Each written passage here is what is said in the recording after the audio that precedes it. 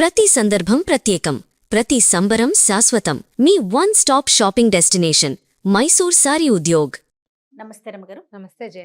రమ్మగారు, ఐడెంటిటీ దీనికోసం చాలా ప్రాకులాడుతూ ఉంటామండి. ఈవెన్ చిన్నపిల్లల దగ్గర నుంచి పెద్దవాళ్ళ దాకా.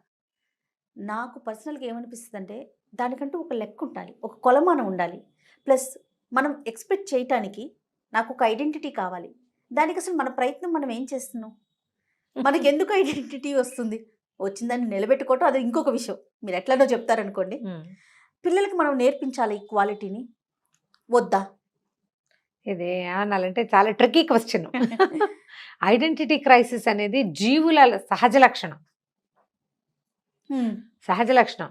పిల్లాడు తన ఐడెంటిటీని అని ఏడ్చి ప్రూవ్ చేసుకుంటూ ఉంటాడు. వాడిని గుర్తించకపోతే వాడు ఒప్పుకోడు.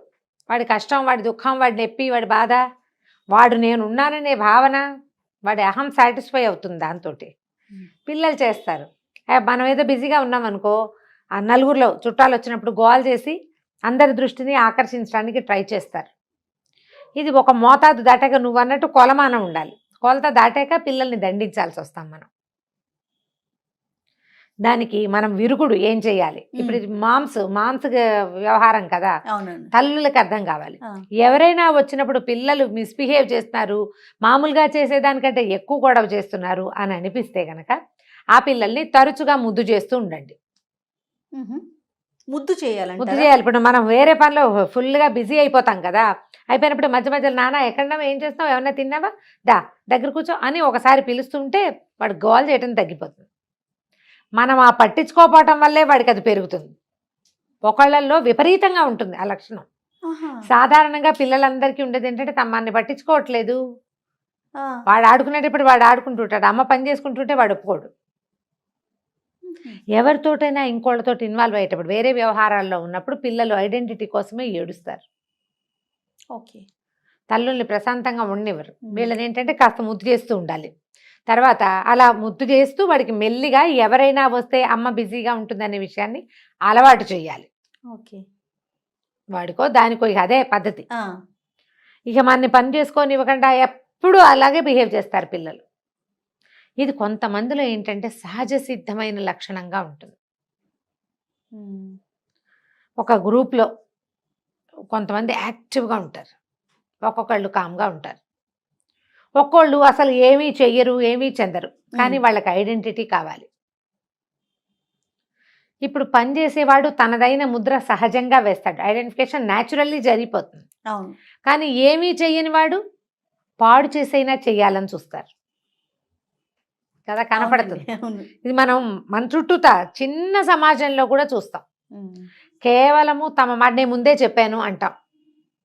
వాళ్ళు ఏం చెప్పరు, పెట్టరు, ఏదో ఒక సెంటెన్స్ వేస్తారు పడి ఉంటుందని.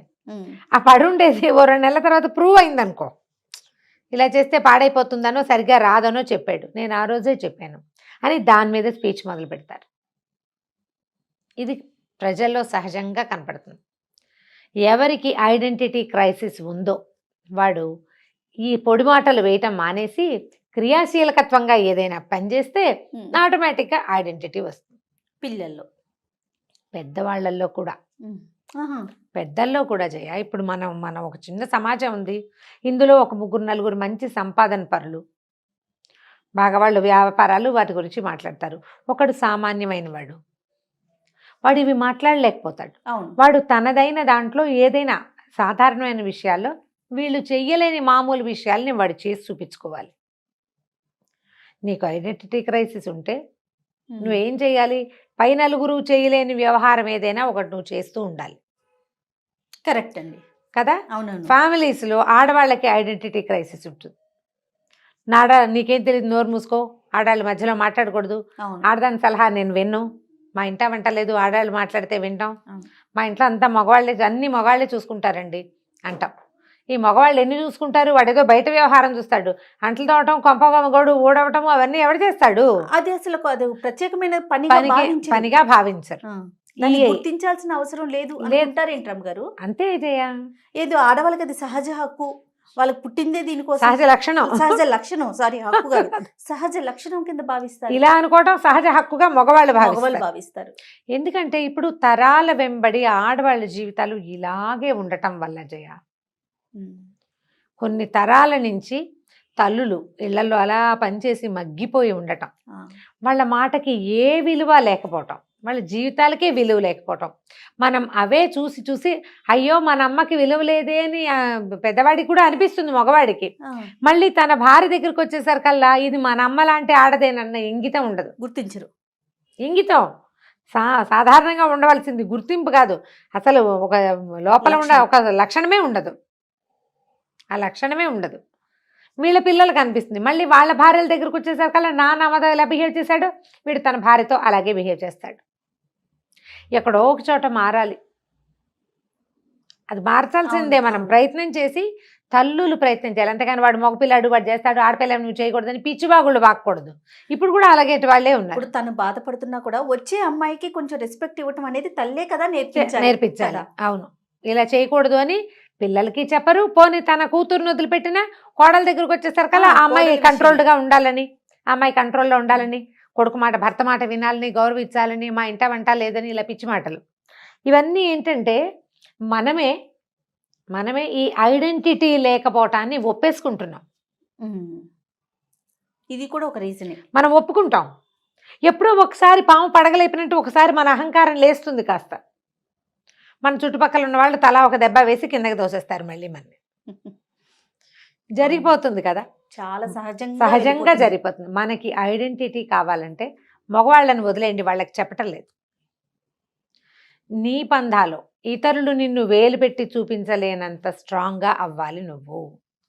ఈ నువ్వు అనేది ప్రతిదీ, చిన్న పిల్ల దగ్గర నుంచి పెద్దవాళ్ళ దాకా ప్రతి వ్యక్తిది ఈ లక్షణంగా ఉండాలి. ఇప్పుడు ప్రతి వాళ్ళు అదేదో చేసేయలేరు కదమ్మా. అదే కల్పనా చౌదరి లాగా ఎక్కడికి వెళ్తాం మనం?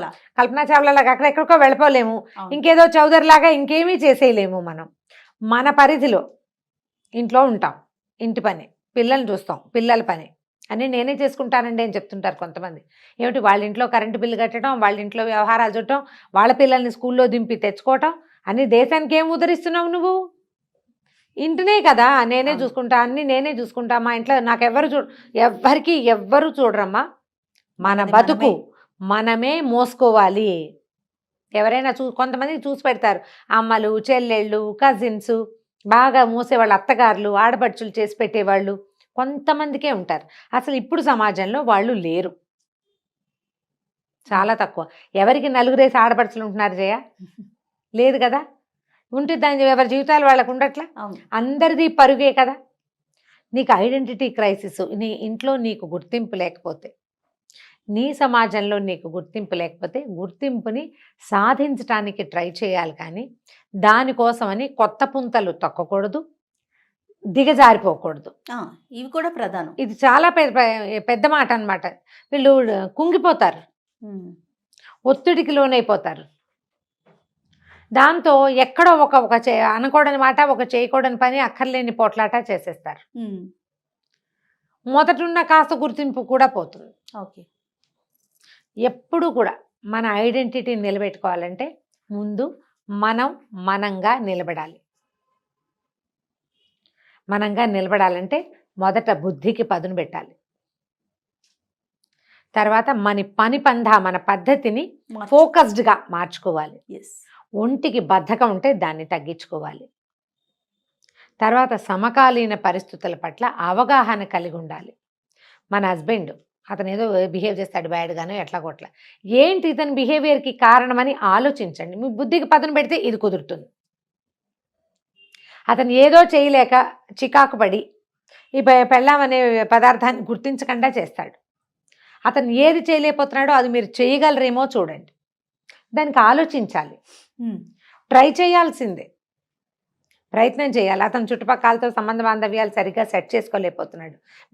నేను నా పద్ధతి ప్రకారం నా ఇష్టారాజ్యంగా నేను ఇలాగే అఘోరిస్తాను అనకుండా మీరు మార్చుకోండి. టైం మేనేజ్మెంట్ రాదు కొంతమంది మగవాళ్ళకి, అది మీరు ప్లాన్ చేయండి. దానికి ఏం చేయాలి? ముందు బ్రెయిన్లో నేను అనే భావన కాకుండా ఎస్ మీ అనే భావన ఉండాలి. నేను అనాలి, నేనో అని ఏడవద్దు, నేను అని నుంచోండి. ఒకటే, అదే సేమ్ ఫీలింగ్. జస్ట్ నువ్వు పరుగెత్తి దాని వెనకాల పడి ఏడుస్తావా, దానికోసం నిలబడతావా? ఒక్కసారి నిలబడితే ఆటోమేటిక్గా నీకు నుంచోటం అలవాటైపోతుంది. పెద్ద పెద్ద కష్టాలు కూడా పెద్ద బాధించవు. మనం స్ట్రాంగ్ విమెన్ని ఎంతమందినో చూస్తాం. అవునండి. ఇప్పుడు ఎందుకు మన అమ్మలు అమ్మమ్మలు కూడా స్ట్రాంగ్ విమెన్ బోల్డ్ మంది కనపడతారు.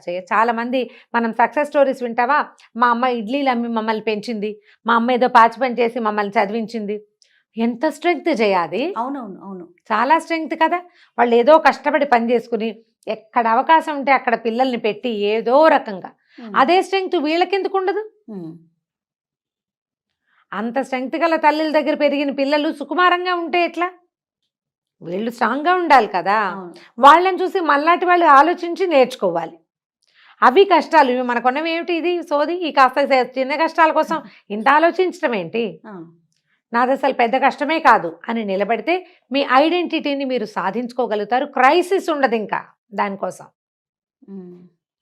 మీకు గుర్తింపు లేకపోతే దానికోసం బాధ, ఉంటే ఇంకా బాధ ఏముంది? అదే కదా. ఉంటే బాధ లేదు కదా. ముందు బీ స్ట్రాంగ్. పిల్లల్లో ఈ లక్షణాలు ఉంటే వాళ్ళకి ఇలా బోధించండి.